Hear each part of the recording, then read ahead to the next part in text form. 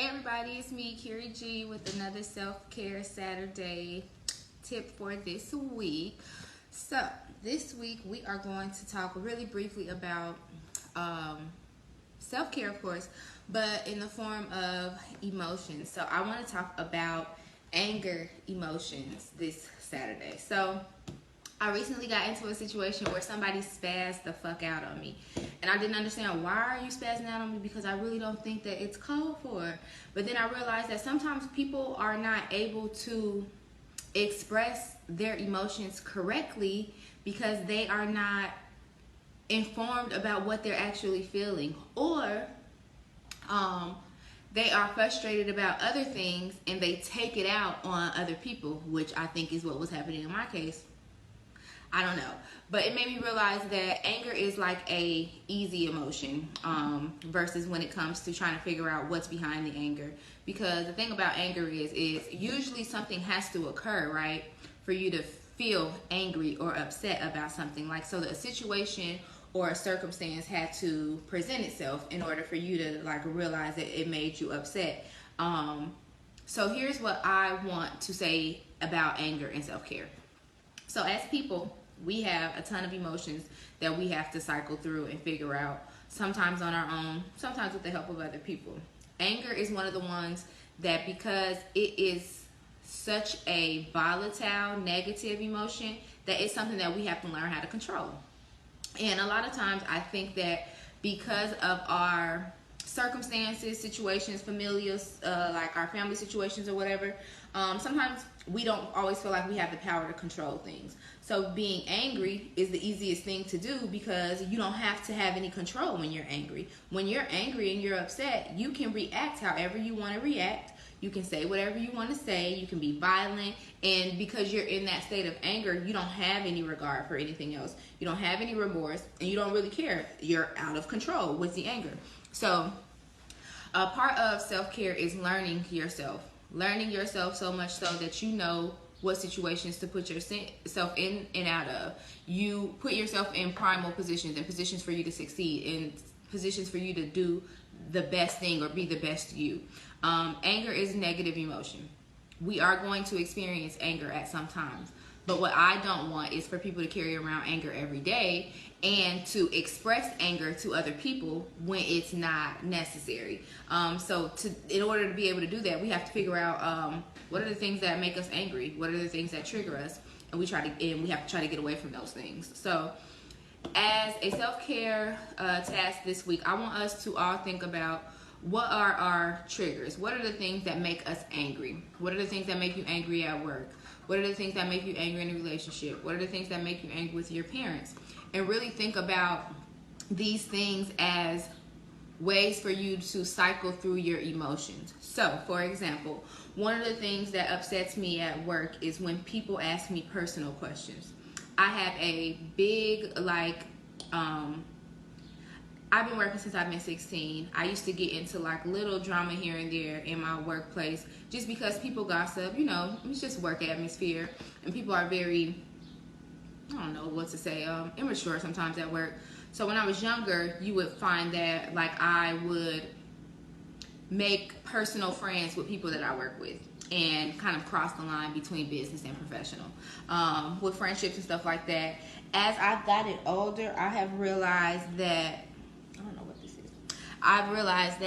I am not the person to do that. I like to have a clear, defined line between the people that I work with and the people who are my personal friends. So I don't mix the two. So when I'm at work, I hate it when people are trying to be in my business, asking me what I'm doing on the weekend, who is this, and all these questions, because I don't volunteer this information. So if people want to know it, they know they have to ask. But I also don't like being asked about my personal business, because I'm also the type of person as, if I don't tell you, then I don't really want you to know. And if you ask me and I don't really answer it like completely, then that means I'm really not interested, and people don't always get the clue. So that's something that makes me angry.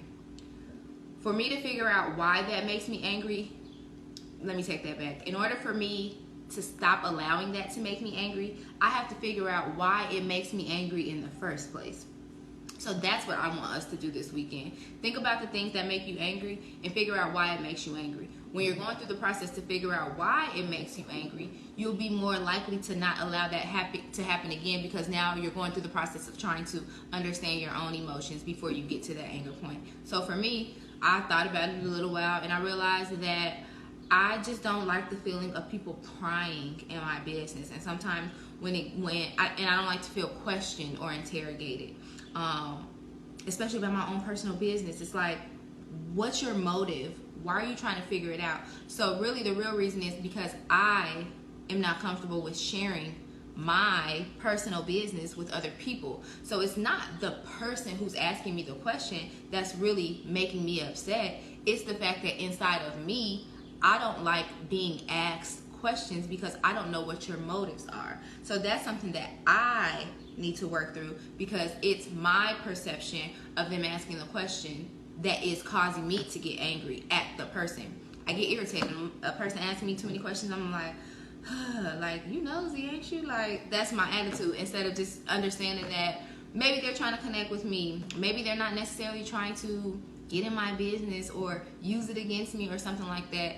And instead of me reacting negatively or getting upset, maybe if I redirect or tell them that I don't like answering questions about my personal business, then I could change the dynamic instead of repeating the same cycle over and over again, allowing a person to ask me a question that I'm not comfortable with, me react with an irritation or annoyed response, and then that creates some type of difficult or negative exchange between me and another person. So what I want you all to do is do exactly what I just did with that one example. Think about the things that really make you upset, like when you're at work and the things that trigger you and you're like, damn, why did I just get upset? Or what about that made me upset? Really think about it. Because a lot of times you can figure it out on your own without having a negative interaction with the person. Also, there's a lot of times where if you just let time pass, like I'm saying, think about it before you approach the person that you're upset with, then you may be able to resolve it within yourself instead of adding another person. Because what you have to realize is, if you are feeling the angry emotion, then it's your emotion. It's not someone else's. So you need to figure out why you feel that way. Take out the other person and stop trying to put the blame on them, and figure out what it is about you in that situation that is making you get angry. So, excuse the trains in the background, but that's my word for today on self-care, is learning how to control your anger, or learning what your triggers, your angry triggers are in the first place. The more you know about you and your own emotions, the more equipped you will be able to handle yourself when it comes to interacting with other people, and it helps you understand other people as well. If I was a person who got upset and angry at every single thing that pissed me off, I would never have been able to get to an understanding of myself and the people who I get upset with, because a lot of times it's not even them, it's you or me, because I'm holding on to something. So do some self-reflection today about the things that make you angry, and really think about if the way that you've reacted in these situations are equal and match up to the things that have actually occurred.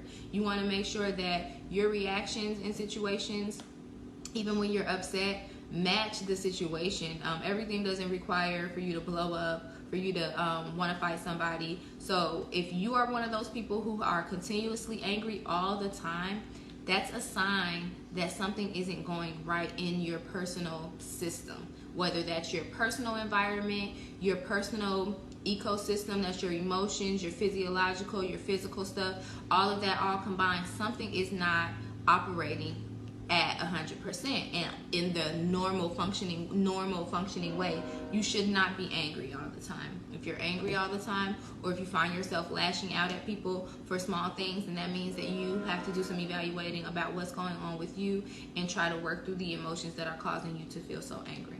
So, self-care Saturday, don't get mad. You big mad, little mad, or not mad at all. Figure it out. Let me know your thoughts.